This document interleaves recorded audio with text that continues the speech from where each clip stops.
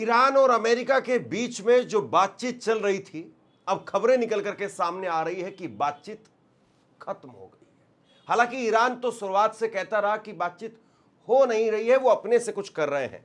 Officially कभी Iran ने इस बात को स्वीकार नहीं किया। लेकिन चलिए, जो भी बातचीत चल रही थी, अब खबर यह है कि बातचीत खत्म हो गई है। और बातचीत खत्म हो गई है तो क्या इसका मतलब यह है कि अब जमीनी जंग और भारी तबाही वो ठीक सामने है? ईरान की तैयारी कितनी है और अगले 24 घंटे वो कितने अहम होने वाले हैं, ये सबसे बड़ा सवाल है। अगर जमीनी जंग के लिए अमेरिकी सैनिक आते हैं तो कहां से आ सकते हैं, कितने आ सकते हैं और कितने सैनिकों को मारने की क्षमता ईरान रखता है? मैं लगातार इस तरह की जो अपडेट्स निकल करके सामने आ रही है, वो लगातार उन अपडेट्स को खंगाल रहा हूं, लगातार उन अपडेट्स को आप तक पहुंचाने की कोशिश कर रहा हूं। और इस बीच में ईरान के अंदर भी मैंने बात की है और वहां पर जो ग्राउंड पर इस वक्त की स्थिति है उसको भी इस इंटरव्यू के जरिए मैं आपको दिखाने वाला हूं। ग्राउंड पर जो हालात हैं वो भी आप तक पहुंचाने वाला हूं। लेकिन सबसे बड़ी जो चीज है, जो ये इस दिशा में इस जंग को लेकर के जा रही है कि हाँ, वाकई अब जंग तकरीबन हालांकि जंग तो चल ही रही है, पिछले 35 दिनों से जंग चल रही है, लेकिन अब जो जमीनी जंग की जो बात हो रही थी वो अब जंग तकरीबन तय होती हुई दिखाई दे रही है। और इसके पीछे 3-4 बड़ी वजह बताई जा रही है। पहली बड़ी वजह बताई जा रही है, कल ईस्टर है, ईस्टर और वो भी संडे के दिन। और बड़ी बात यह है कि मंडे को बाजार खुलेंगे और मंडे को जब बाजार खुलेंगे तो डोनाल्ड ट्रंप साहब अब बाजार को क्या कहानी सुनाएंगे, कुछ कहानी बची नहीं है। 5 दिन का पहला सीज फायर खत्म हो चुका है, 10 दिन का दूसरा सीज फायर खत्म हो चुका है। और मंडे को जब बाजार खुलेगा तो उसमें आप कोई ट्वीट करके, कोई पोस्ट करके बाजार को मैनेज कर पाएं कि नहीं नहीं हमारी बातचीत हो रही है। अब तो ये तराना भी आप नहीं छोड़ सकते हैं। अब तो ये भी आप नहीं कह सकते कि नहीं नहीं हम ईरान जो है वो हमें मदद कर रहा है या ईरान जो बातचीत के लिए गिड़गिड़ा रहा है। इस तरह की बात भी आप नहीं कर सकते हैं, क्योंकि हमने देख लिया है, दुनिया ने देख लिया है कि ईरान मार रहा है, बहुत बुरी तरह से मार रहा है। ईरान ने जिस तरीके से उसके F-15 को कल मारा, उससे पहले KC-135 को मारा, बहुत सारे विमान वो मार दिए हैं। और उसके बाद में अब जाहिर सी बात है, जिस तरीके से अमेरिका का सर्च ऑपरेशन चल रहा है पायलट्स को लेकर के, तो क्लियर है बिल्कुल कि ईरान किसी भी मूड में है नहीं बातचीत के, और ऐसे में जंग तय हो गई है। अब अगर ये जंग तय हो रही है तो क्या वाकई ईरान के लोग वो भी कूद पड़ेंगे और ईरान की आम आवाम वो भी जंग के अंदर शामिल होती हुई दिखाई देगी? और आम आवाम और उसके साथ में जो उसकी रिजर्व फोर्स है वो, और 10 लाख के करीब बताई जा रही रिजर्व फोर्स। और ऐसे में जो ईरान से मुझे जो जानकारी मिली उसमें ये कहा जा रहा है कि ईरान के अंदर एक फिदाइन फोम जो है भरवाया जा रहा है। यानी आम आवाम से कहा जा रहा है कि भैया आप बताइए कि आप तैयार हैं क्या, और उस पर वो जो फोम है वो बहुत कुछ ही देर में मिलियंस की संख्या में जो है उस लोगों ने उस फोम को भर दिया है। यानी वॉलंटरी लोग अब तैयार हो रहे हैं इस जंग के लिए। और यकीनी तौर पर जब जंग होती है और जमीनी जंग होती है तो जमीनी जंग में ज़्यादा नुकसान होता है, और जमीनी जंग में जब ज़्यादा नुकसान होगा तो फिर उसको काउंटर करने के लिए भी लोगों की ज़रूरत होगी। लेकिन इस वक्त में ईरान की जो तैयारी है उसको समझने के लिए मैंने आज वहाँ से स्पेशल जो रिसर्चर हैं, स्कॉलर हैं, शब्बीर मेहदी खान, उनको इनवाइट किया और उनके जरिए समझा कि आखिरकार वहाँ की स्थिति क्या है। तो उन्होंने मुझे बताया कि अब इंटरनेट भी उतना नहीं बचा है। अभी तक जो रिपोर्ट्स वहाँ से आ रही थी, जिस तरीके से आ रही थी, तो बातचीत हो पा रही थी। लेकिन आज जो इंटरव्यू मैं आपको दिखाने जा रहा हूँ, बीच बीच में उसमें भी कहीं ना कहीं आपको थोड़े डिस्टर्बेंस हो सकता है कि देखने को मिले। लेकिन उन्होंने जो कुछ कहा है उसको बहुत गौर से आप सुनिएगा। उन्होंने कहा है कि अब इंटरनेट भी बंद कर दिया गया है ताकि किसी भी प्रकार से साइबर अटैक का जो खतरा है, जो होता है, वो भी बंद हो जाए। लेकिन अब सवाल ये है कि इजराइल मना कर चुका है, जो अरब देश हैं, अगर यूएई, बहरीन, अगर इनके जरिए, कुवैत के जरिए अगर अमेरिका कोई तैयारी करता है तो फिर ईरान पलट करके इन देशों पर भी हमला करेगा। तो ऐसे में रास्ता बचता क्या है? और क्या वाकई अमेरिका पूरी तरह से अपने आप को इस जंग में झोंकने के लिए तैयार है। और डोनाल्ड ट्रंप जिस तरीके से उन्होंने इस्तीफे लिए चीफ ऑफ स्टाफ के, तो अब जो नए चीफ ऑफ स्टाफ अमेरिका के अंदर आए हैं वो पीट हेगसेथ के बहुत करीबी हैं। तो ऐसे में क्या पूरी तरह से सेना को भी अपने तरीके से वो चलाने के लिए, हाँकने के लिए वो कह चुके हैं, आदेश दे चुके हैं। और बस कुछ घंटे का इंतजार है और उसके बाद में वो तबाही और वो मंजर वो हमारे सामने होगा। ये बहुत बड़ा सवाल है। आप जरा एक बार ये इंटरव्यू सुनिए, जो बातचीत, जो रिपोर्ट ईरान से इस वक्त में निकल करके सामने आ रही है, उसको जरा आप सुनिए। आपको अंदाजा हो जाएगा कि ईरान की तैयारी और ईरान के अंदर इस वक्त के जमीनी हालात वो इस जंग के बारे में क्या कुछ बयां कर रहे हैं। उससे पहले मेरी आपसे छोटी सी गुजारिश है, इस वीडियो को अगर अभी तक आपने लाइक नहीं किया है तो वीडियो को लाइक जरूर कर दीजिए। अगर इस चैनल को अगर अभी तक आपने सब्सक्राइब नहीं किया है तो सब्सक्राइब जरूर कर दीजिए, ताकि हमारी जो ये आवाज़ है अगर आपको पसंद आ रही है तो लाखों करोड़ों दर्शकों तक पहुंच सके। अब ये इंटरव्यू आप जरा सुनिए और फिर अंदाज़ा लगाइए कि इस ज़मीनी जंग में कौन 21 है और कौन 20 है।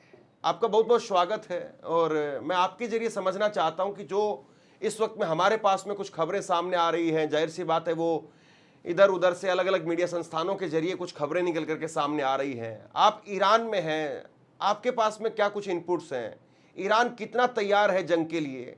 क्योंकि ये भी कहा जा रहा है कि कल यानी ईस्टर का संडे, और ईस्टर का संडे वो भी धार्मिक तौर पर ईसाइयों के लिए, इजराइल के लिए बहुत खास, अमेरिका के लिए। तो ऐसे में ईरान की क्या तैयारी है और जंग को लेकर के आप क्या कुछ महसूस कर रहे हैं वहां पर? बहुत बहुत धन्यवाद धर्मेंद्र जी, और आपके दर्शकों को भी हम नमस्कार और आदाब कहते हैं। सबसे पहले आपने बातचीत से शुरू किया था। देखिए, ये बातचीत जो है सिर्फ वन वे चल रही थी इतने दिनों से। कभी भी ईरान ने इस बात को माना नहीं है, इस बात का इकरार नहीं किया है कि हम भी बात कर रहे हैं। ना लोगों के सामने बात कर रहे हैं और ना ही बैक चैनल्स के जरिए से बात कर रहे हैं।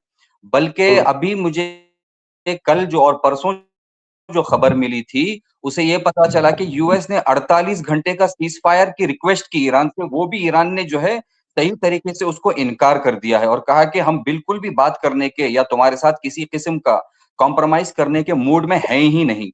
ठीक है, तो इससे ये लग रहा है कि ईरान पहले दिन से जो बता रहा है कि हम हमारे कंडीशंस पर डटे हुए हैं। हमारी कंडीशंस ये है कि आप आपके बेसिस को यहां से लेकर जाइए और जो है आपने जंग में जो हमारा नुकसान किया है उसकी भरपाई कीजिए। फिलहाल हमें ये लग रहा है कि ये है। अब जहां तक के ग्राउंड इन्वेजन की बात है, हम इस ऑप्शन को मना नहीं करते, उसका इनकार नहीं करते, बहुत ही ज्यादा पॉसिबल हमें लग रहा है। लेकिन इसके अंदर हमें अमेरिका का जो स्टैंस है वो बिल्कुल कमजोर नजर आ रहा है, इस हवाले से कि आप देखें वहां पर जंग के बीच में इतनी हसास जंग है और अमेरिका के लिए सबसे बड़ी जंग है उनकी तारीख की। उस जमाने में आप देख रहे हैं कि कई जनरल्स ने रिजाइन कर दिया है, या कहा जा रहा है कि उनसे फोर्स रेजिग्नेशन लिया गया है, जिसमें उनके चीफ ऑफ स्टाफ हैं, जिनके ग्राउंड फोर्सेस के जनरल हैं उनके। हत्ता बात जो है पैम बॉन्डी और बात जो है हत्ता तुलसी गबार्ड की भी जो है रिजिग्नेशन की बातें अब आ रही हैं। आने वाले दिनों में हमें ये पता चलेगा। तो एक ये इससे हमें लग रहा है कि खुद अमेरिका के अंदर ये इख्तिलाफ और ये डिस्प्यूट बढ़ता चला जा रहा है ग्राउंड इन्वेजन को लेकर। वॉल स्ट्रीट जर्नल की रिपोर्ट ये थी, ये जो रेजिग्नेशंस आ रहे हैं इसलिए आ रहे हैं कि पीट हेग्सेट, और मैं अभी खत्म कर रहा हूं, पीट हेग्सेट और उनके मिलिट्री जनरल्स के दरमियान ये तनाव बढ़ता जा रहा है कि मिलिट्री जनरल्स कह रहे हैं कि आइडिया बिल्कुल भी गलत है, बहुत ज्यादा हमें इसमें हार और शिकस्त का सामना करना पड़ेगा। और दूसरी तरफ से पीट हेग्सेट इस बात का इसरार कर रहे हैं कि हमें ग्राउंड इन्वेजन चाहिए। तो अमेरिका की तरफ से हमें ये एक हाँ, यानी आप दो तीन बातें यहाँ पर ये कह रहे हैं कि पहली बात तो ये है कि जो बातचीत हो रही थी उसमें ऑफिशियली आपकी तरफ से कुछ था नहीं, वो अपनी तरफ से कर रहे थे, अब अपनी तरफ से उन्होंने खत्म कर दी, और जो भी हो हम जमीनी जंग के लिए या फिर हर तरीके की स्थिति के लिए तैयार हैं। दूसरी बात आप ये कह रहे हैं कि अमेरिका के अंदर स्थिति उतनी माकूल नहीं है और अमेरिका में इस्तीफे हो रहे हैं, और तुलसी गबार्ड का वो भी बहुत सारी उड़ती उड़ती खबरें चल रही हैं, वो भी आप कह रहे हैं। लेकिन ईरान की तैयारी क्या है? ईरान किस तरह से तैयार है? क्योंकि अगर जमीनी जंग अगर होती है, कल भी हम देख रहे थे जिस तरीके से हेलीकॉप्टर्स, जिस तरीके से हरकुलिस विमान वो जमीन के बहुत करीब से अमेरिका उड़ा रहा था, क्या उसके जरिए कोई रेकी की जा रही है? क्या उसके जरिए कोई वीडियोग्राफी की जा रही है? कहीं ऐसा तो नहीं है कि जो विमान आपकी तरफ से F-15 मारा गया कल, कहीं उसके सहारे अमेरिका का कोई बड़ा प्लान है कि उसके जरिए हेलीकॉप्टर्स को बहाना ये हो कि हम अपने पायलट्स को ढूंढ रहे हैं और उसके जरिए कोई वीडियोग्राफी या रेकी करवा करके और अपने सैनिकों को वहां पर किसी तरीके का, आप यूं कहिए कि बेसिक ट्रेनिंग दे करके और ईरान के अंदर कुदाने की तैयारी हो रही है? ईरान की फिर तैयारी क्या?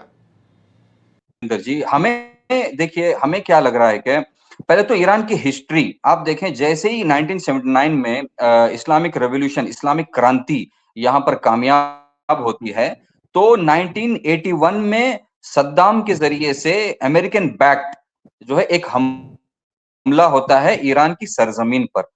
8 साल ये जंग लड़ते हैं जमीन पर, जबकि उस जमाने में ना इनके पास कोई खास टेक्नोलॉजी थी और ना ही इनके पास कोई स्ट्रांग फोर्स थी और ना ही इनके पास कोई एयर डिफेंस सिस्टम था और ना ही इनके पास जो है कोई एयरफोर्स थी, लेकिन उसके बावजूद भी ये लोग 8 साल लड़ते हैं।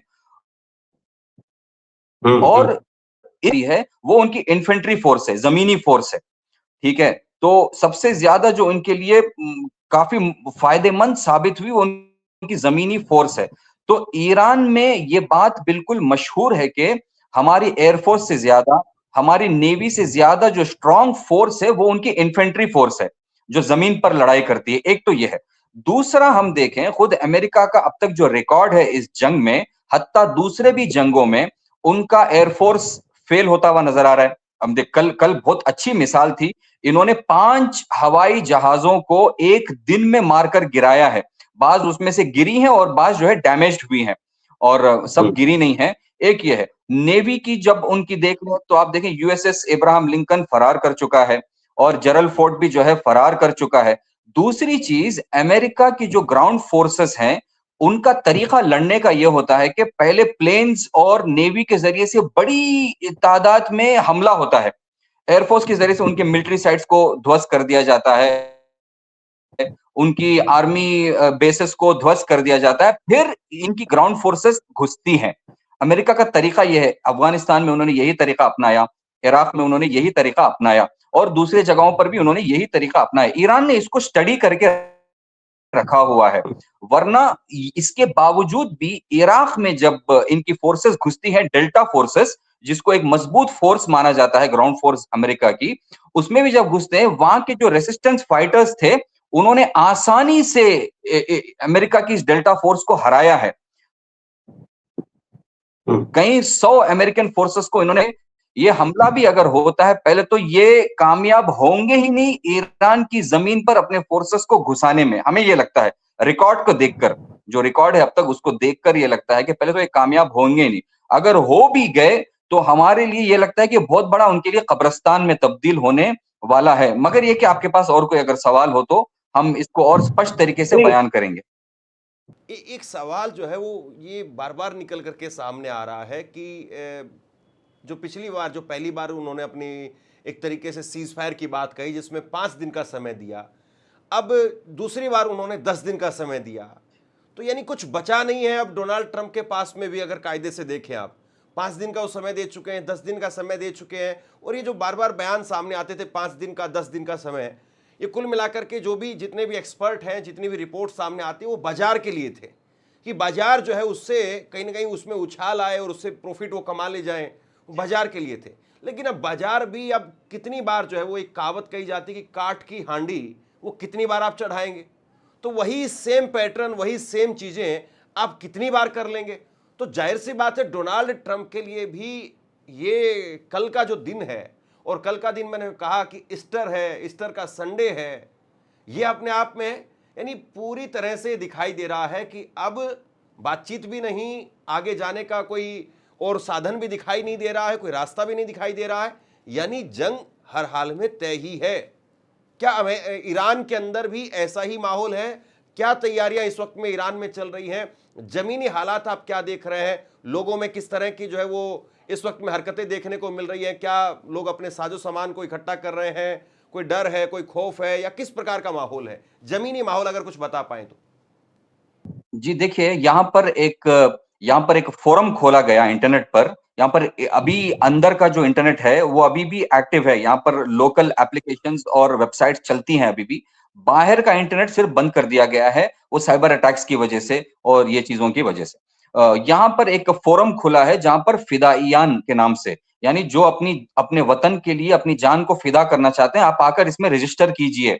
कहा यह जा रहा है कि अब तक मिलियंस मिलियंस की तादाद बताई जा रही है कि आकर उन्होंने, अवाम ने, पब्लिक ने आकर उसमें रजिस्टर किया है कि अगर हमारे वतन को जरूरत होती है तो हम लड़ेंगे। देखिए, ईरान के ग्राउंड फोर्सेस अगर आप उनके आईआरजीसी को ले लें और उनकी जो आर्मी होती है जिसको अर्तिश कहते हैं उसको आप ले लें, और जो वॉलंटरी फोर्सेस होते हैं जो वॉलंटरली जाकर लड़ना चाहते हैं, क्योंकि यहाँ पर आर्मी ट्रेनिंग जरूरी है। 18 साल के बाद 2 साल की आर्मी ट्रेनिंग यहाँ पर जो है ऑब्लिगेटरी है। बताया, ये अनुमान ये लगाया जा रहा है कि इनके पास 10 मिलियन की फोर्स रेडी है। 10 मिलियन की फोर्स रेडी है इनके पास। उसके मुकाबले में अमेरिका के पास जो है 1 लाख भी अब फिलहाल उनके फोर्सेस इस रीजन में मौजूद नहीं है। 1 लाख भी मौजूद नहीं है उसके मुकाबले में। और ये भी अनुमान लगाया जा रहा है कि अगर वो चाहते हैं कि 1 मिलियन की भी फोर्स लेकर आए, उस फोर्स को अमेरिका से उठाकर लाने में ही उनको कई महीने लग जाएंगे। ठीक है, तो रियलिटी बेसिस पर जो ग्राउंड रियलिटी है उसे बिल्कुल भी ये नहीं लग रहा है कि एक बड़ा इन्वेजन का इम्कान है। ठीक है। देखिए, थोड़ा सा नेटवर्क का इशू है, लेकिन उसके बावजूद आप हमारे साथ में जुड़े और वहाँ की कुछ इनसाइड इंफॉर्मेशन और साथ ही साथ जो आप वहाँ पर लगातार देख रहे हैं उसको हमारे दर्शकों तक पहुँचाने की कोशिश की। लगातार आपसे वहाँ की जो जानकारी है वो आपके जरिए लेते रहेंगे। और सबसे बड़ी चीज़ अब यही है कि अगले 24 घंटे में क्या दुनिया एक बड़ा और एक भयानक हमला वो देखेगी, और अगर अमेरिका की तरफ से, इजराइल की तरफ से अगर ऐसा किया जाता है तो फिर उसके बाद में ईरान का पलटवार वो कैसा होगा, देखने वाली बात ये है। आप आए और आपने अपनी बात रखी, बहुत बहुत शुक्रिया आपका। Thank you.